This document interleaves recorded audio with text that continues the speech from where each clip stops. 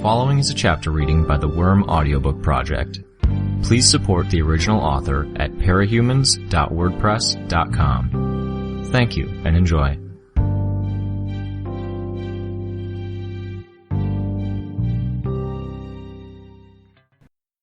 .1 The noise of the microwave beeping jarred me from the first restful sleep I'd had in some time.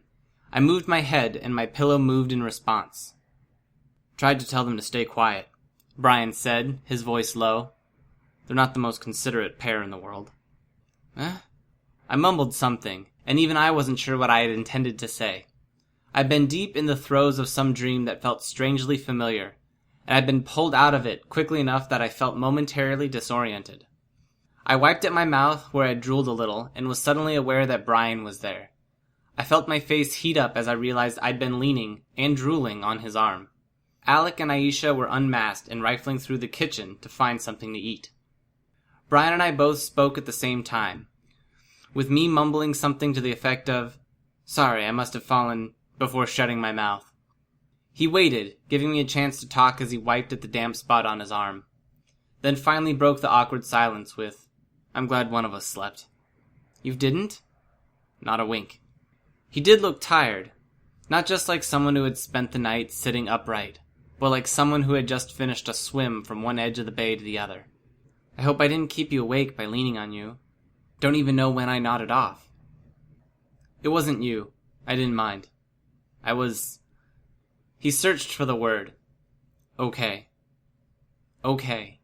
How was I supposed to interpret that? Or did he intend for it to be vague and non-committal? I shouldn't even have been worrying about that. I blamed the fact that I was just waking up. Brian was in a bad state. Was there something I was supposed to say? Something I should do? Every gesture that normally demonstrated caring or sympathy or whatever else was a tender point for him. A touch on the arm was an invasion of his personal space, which he was keenly aware of at this point. Asking how he was doing was a reminder that he wasn't okay. Would offering to help him out or give him support make him feel more powerless, like he'd felt when Bonesaw had gone to work on him? No, that last one was probably okay. "You want anything? Breakfast? Coffee?" "Coffee, please." I nodded, stood and rolled my shoulders. Outside of the fact that none of the sleep I'd picked up over the previous night had been in a bed, I felt recharged.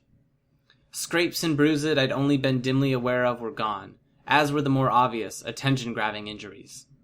That, in turn, made me think of the circumstances that had led to my good night's sleep and healing job. It was bittersweet. Like a young child that was being forced to stand in a corner, feeling as low as she ever had, her stomach full with the entire birthday cake she just devoured. Okay, still a little out of it. I joined Aisha and Alec in the kitchen. "Morning." "So," Aisha said, curt. She found some frosted cereal and was pouring herself a bowl. She gave me a sidelong glance that wasn't so flattering. "How is the man?" Alec asked. "Stressed, anxious, not sleeping. Can't blame him." "And you're using that to get closer to him?" Aisha asked. I blinked. "No."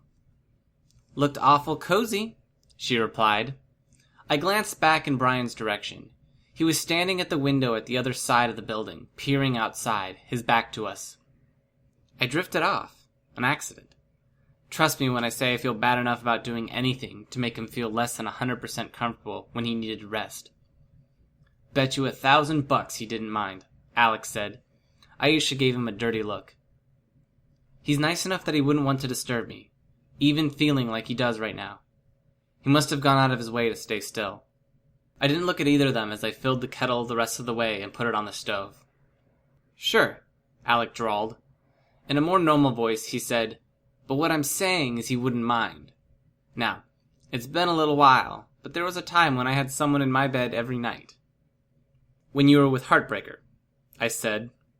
From the look of disgust on Aisha's face, and what I imagined was a similar expression on my own, I suspected we were on the same page, at least on this one thing. "Sure. Cape groupies, my dad's girls, people I used my power on towards the end." There wasn't even a trace of guilt or shame on his expression, no regret in his tone. He just looked bored. He went on. What I'm saying is that I'm speaking from experience. Having someone cuddled up beside you, even if it's a little bit of a pain in the ass, having that body contact isn't so bad. Especially when you've had a bad day. Was that Alec trying to be supportive? I glanced at Aisha, and she gave me something of a dirty look. I was awkward, screwed up, and feeling guilty on a lot of levels. From Brian to Dinah, to the people in my territory I hadn't seen to. Brian was traumatized, and that was layering on what he described to me as an unfamiliarity with social situations and emotions. Alec was fucked up in a way I couldn't even label. Aisha wanted to protect her brother, but didn't know how, lashing out at me instead. Damaged people. Much of the water in the kettle had been heated already, and it didn't take long to boil as we got our individual breakfasts together. I took it off the stove and began preparing Brian's coffee and my tea. After a moment's consideration, I began preparing bacon and eggs, and rummaging around for toast, bagels, or English muffins. I'd used whatever I'd found first. Tattletale, Bitch, and 3 of the dogs came in through the front door. I didn't miss how Brian turned to face the door, tendrils of darkness creeping through the gaps between his fingers and crawling up his arm. It took him a second to relax. Tattletale threw me a package. I opened it and found a pair of glasses. I slid them on. Leaving the food cooking on the stove, I brought Brian his coffee. Maybe some normalcy would help. "Morning," I said. "Morn," Lisa replied. We were out making sure there wasn't trouble. Very, very quiet after the last couple days. Rachel glanced at me but didn't say a word. "Want food?" I offered. "I've got some stuff on the stove. There's some bacon if you want to give it some to the dogs, Rachel." "It's bad for them, and I don't give my dogs human food." "Right. Thought they might want a treat. Sorry." "But I'll have some," she said. "Cool." I returned to the stove and started preparing breakfast. I served Brian first, then prepared some toast and bacon for Bitch and some scrambled eggs for Lisa. It was almost a relief, having something concrete to do, a way to help, when I didn't know how to act around Brian. By the time I had Bitch and Lisa served, the travelers had been roused by the smell of breakfast. I offered them some breakfast, and Ballistic took over the stove to cook for his team. We arranged ourselves on the ground floor, Alec and Aisha sitting on the stairs, Lisa and I sitting on the couch, and Brian in the corner by the window, looking distracted. Bitch seated herself on the floor, her back to the wall, her dogs at her side. While we waited for the travelers to get settled, I asked, "I've been meaning to ask, what is Bastard?" "You mean what breed is he?" Aisha asked. "No," I said. I left it at that. "He's a wolf." Bitch scratched his skin at his shoulders, digging deep. "No shit?" Alex said. "Where do you even find a wolf?" I asked. Bitch didn't venture an answer, so Lisa spoke. "She didn't find him. He was a gift. And since it didn't come from Coil, that means..." "Siberian," Bitch finished. "That's crazy," I said. "How long has it been since we had a chance to talk and touch base like this?" "She's crazy powerful, majorly scary, and she just what? Handed you a wolf cub and told you that she's picking you to be a member of her team? How?" "She told me with words." "She doesn't talk," Brian spoke up. "She told me," Bitch repeated. "She showed up, I tried to fight her, didn't work. She explained, she left the cub at my place." I saw Lisa glancing between Bitch and me with a curious look on her face. When I raised an eyebrow at her, she shook her head a little and then turned to Bitch. "That's potentially a problem. What's to say Bonesaw or Mannequin didn't put some sort of tracking device in him?" "They didn't," Bitch said. "How can you be sure?" "He smelled like the forest when I got him." "It would have taken them seconds to stick it in him. It would mean there was a way to find you, find us." "No, doesn't make sense, what she was talking about. Being free. Accepting that we're animals." "I wonder about that," Lisa said, pulling her feet up so she was sitting cross-legged on the sofa. "Maybe she was playing you." "Is she really that smart?" Alec asked. "Jack is smart. Bonesaw, Mannequin, sure, to varying degrees. But Siberian?" "My instinct?" Lisa shrugged. "She's an actor. Playing up the feral angle. hiding a deeper strategy. She might even be playing the long con on her team. Or maybe her intentions are pure, but she's keeping them in the dark about the key stuff. Like? Trickster asked, as he found a seat on the arm of the chair Sundancer was sitting in. Lisa said, Brian's new powers. He was copying powers from the people who were in the darkness, yeah? Brian nodded. He got the ability to grant healing from Othala, regeneration from Crawler. But who was the shadowy figure he used to pulverize Burnscar? You're thinking Siberian, I said. Lisa nodded. Sure. What if she's like Genesis, or Crusader? What if Siberian has a very real, vulnerable human body somewhere nearby? Always has. And the body she's using is a projection. Maybe it's something even Jack doesn't know. That gave us pause, an in, a way to stop the unstoppable beast woman. No. Bitch clenched her fist, and I could see her dogs responding to her body language, tensing. Don't buy it. Why not? Lisa asked, her voice gentle. What she said made too much sense. She said things and she understood. I'm fucked up. I know I'm fucked up. Not good at dealing with people, but I could deal with her. I understood her. That doesn't mean she didn't lie, Rachel, Lisa said. It only means she understood you well enough to know how to deceive you. No, it's not. Bitch stood abruptly, and Bastard yipped. Rachel, Lisa tried, but Bitch turned away. There's one way we could try to find out, I said. Bitch turned at me and glared. There was a viciousness in that look that I couldn't blame entirely on her grudge against me or the current conversation. Just like Brian, there was a minefield there. I couldn't hope to guess at what would press her buttons. You want to know, right? I asked.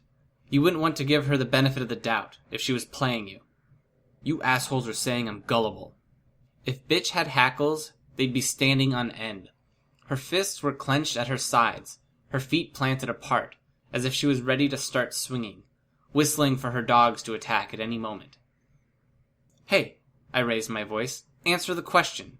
Would you want to know? Yeah, but...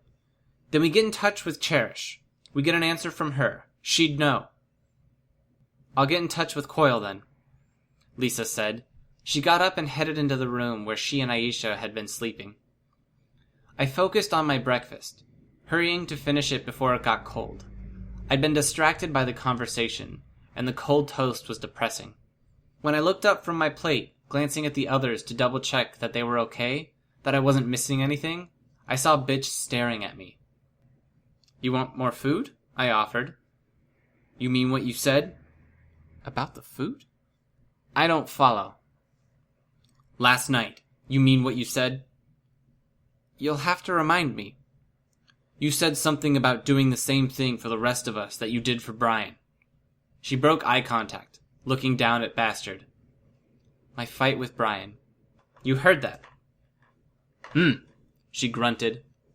I glanced at the others. Trickster was talking with his two teammates.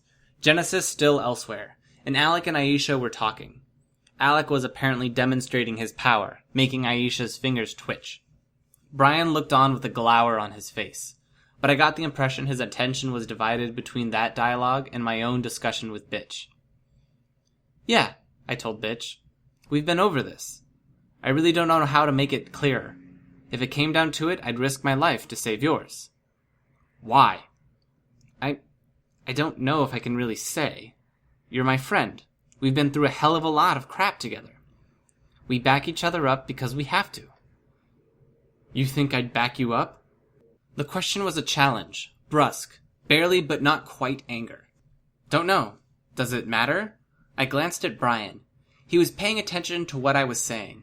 I felt momentarily self-conscious, struggled to find words that wouldn't provoke a negative response from one of them. I settled for a middle ground as I thought aloud. Life's not fair. It's not balanced, not right. Why should relationships between people be any different? There's always going to be an imbalance in power. The other person might have a higher social standing.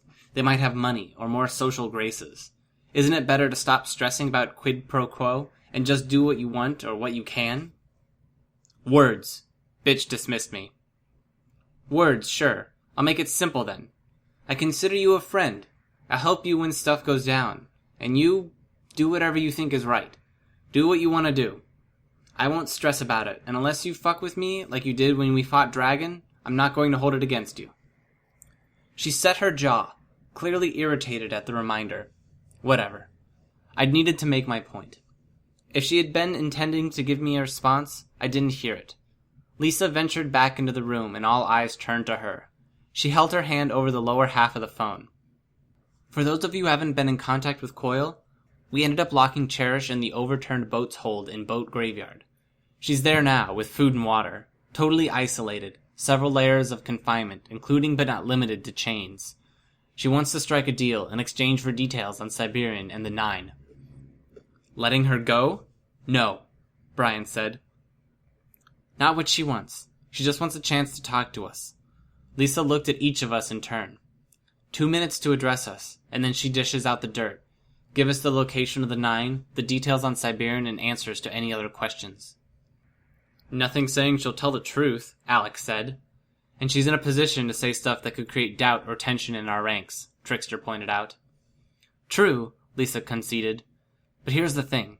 I'm getting the vibe she wants us to turn her down, so we'll figure out the real scoop later and regret it. What, you mean something like Siberian being here? Don't you wish you'd ask me to tell you where she was because she's standing 15 feet away from you? Alec asked. Yeah, that sounds like my sister. How sure are you? Brian asked Lisa. That there's more to it? 75% to ballpark it. Bad idea, Brian said. I found myself nodding in agreement. Lisa raised the phone to her ear. Nope. Don't suppose we can change your mind. There was a pause before Lisa hung up. 85% sure there's more to this story than she's letting on. She was all too okay with saying goodbye for someone chained up in a hot metal prison cell. That, or she thinks we're going to call back. Sundancer spoke up. Can't we? What are we really risking here? I mean, what's at stake? The worst case scenario, if we let her talk. Can't say, can we? Lisa said. She tossed the phone in the air, then caught it. Say one of us has something to hide that Cherish could reveal to the others. Nobody's about to admit it. There were glances all around. But I think I have an idea, Lisa smiled. It was her old smile. The scar was there, but it no longer pulled her mouth in a perpetual half-frown. Brian, got any books here, or magazines? Upstairs. Aisha, go grab something. Any book on the floor of my room. Why? She hesitated when she met his eyes. Whatever. It was a minute before Aisha ventured back downstairs with a novel. It looked like a suspense thriller. Here's the deal. Everyone closes their eyes. We close our eyes while the others take their turns tearing a page out of the book. The higher the page number, the worse our inner thoughts and secrets. The last page, there's 355, we'll say, is the worst of the worst. Unforgivable to the point that someone here would kill you and the rest would be okay with it. She rifled through the pages of the book. Anything below 150 is tolerable. Stuff we'd be ashamed for others to know, but we'd be okay with them knowing for the greater good. We each stuff it between the couch cushions, until we've got a crumpled mess and none of us know who tore out which page. If we're more or less safe, if the numbers aren't too high and we think we can stand to have Cherish dish out the dirt on the others, we'll take her up on the deal. Nobody disagreed with the plan, but I suppose that doing so would look bad. I closed my eyes as we went around the room, until Lisa tapped me on the shoulder and handed me the book. Where did I stand? What secrets was I keeping? And how highly did I value them?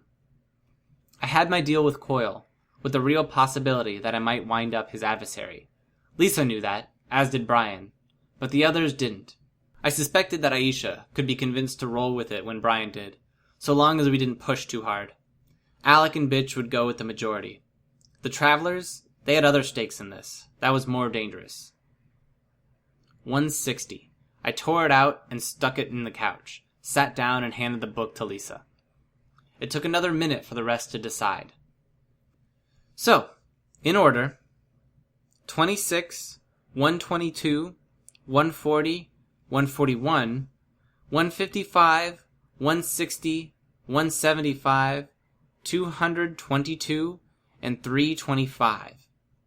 325? That's a no then, Brian asked. Something like that, Lisa replied. She picked up the phone and dialed. What are you doing? Trickster asked. You said we wouldn't go ahead if we didn't all agree. You're right, but I'm going to try to haggle with her, Lisa replied. Hello? Yeah, you already know the answer. No go. Uh-huh. Sure. What if I asked for the travelers to leave?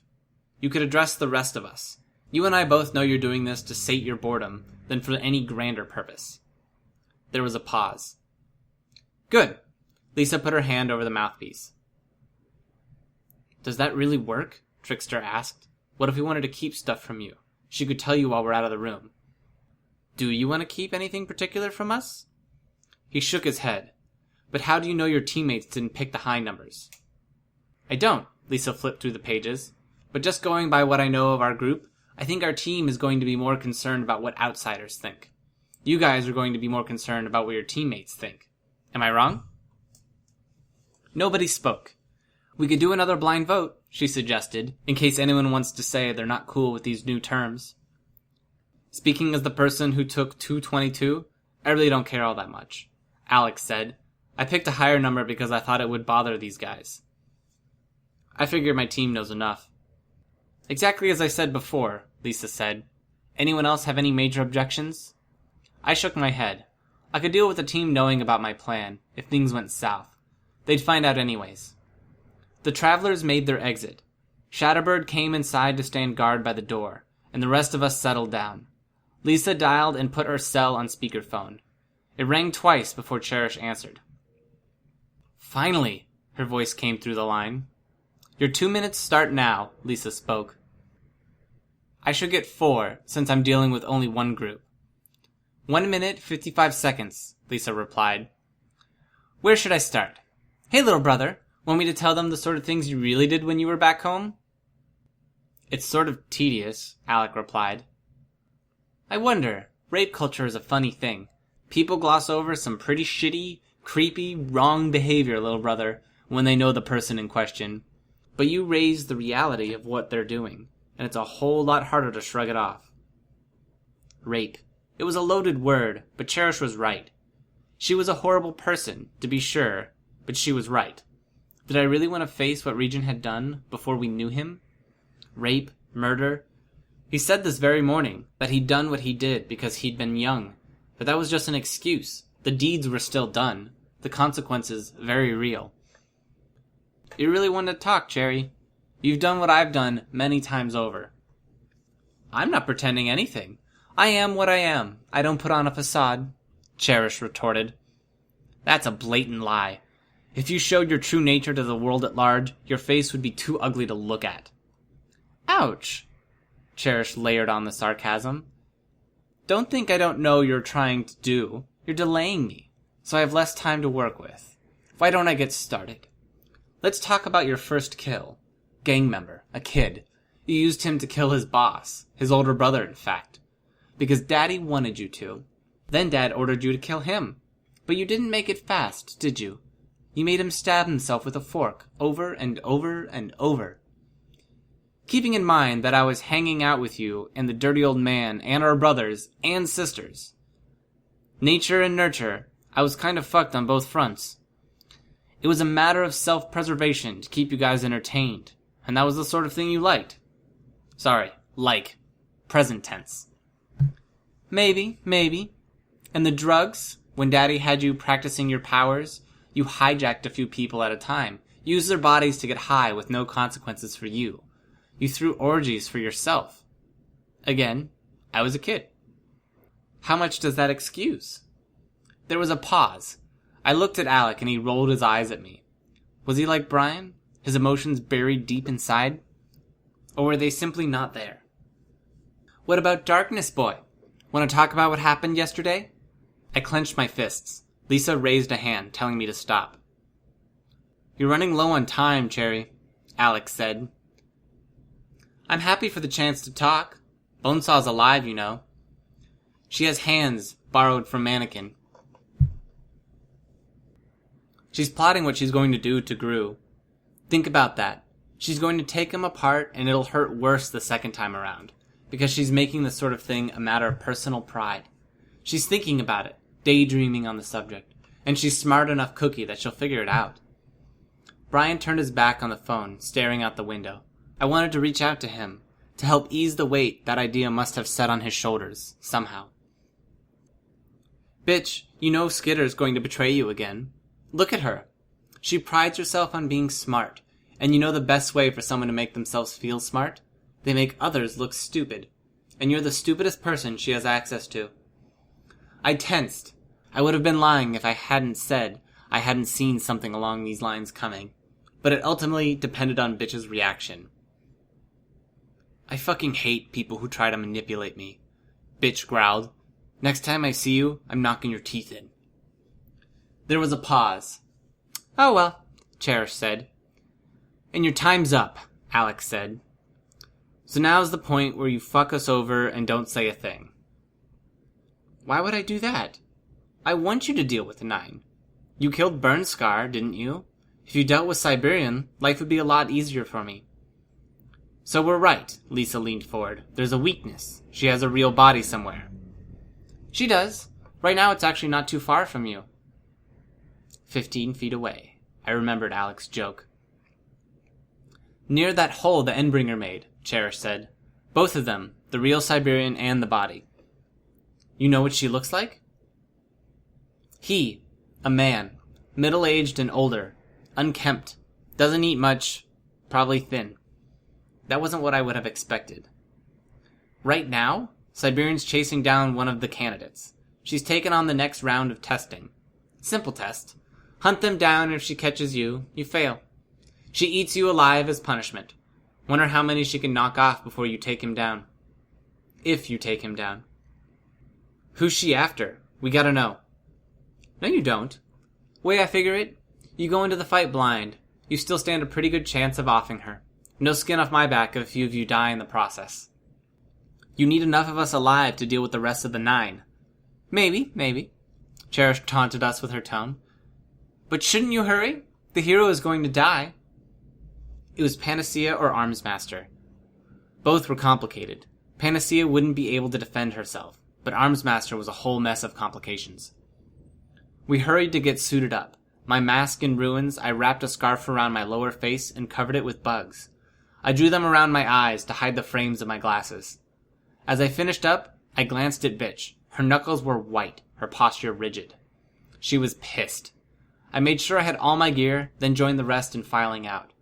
Gru and Tattletale were the last out the door. Glancing back to check on Gru, finding his posture and expressions unreadable beneath his darkness and costumes, I caught a glimpse of Tattletale messing with one of the pouches on her belt. The pages we'd torn out of the book were folded into a tight square, and she was pocketing them for later study. She saw me looking. You going to be okay with this? She asked. You're the best equipped to find Siberian's real body and stop her. Him. Them. I'll deal somehow. Hi, this is Snagger.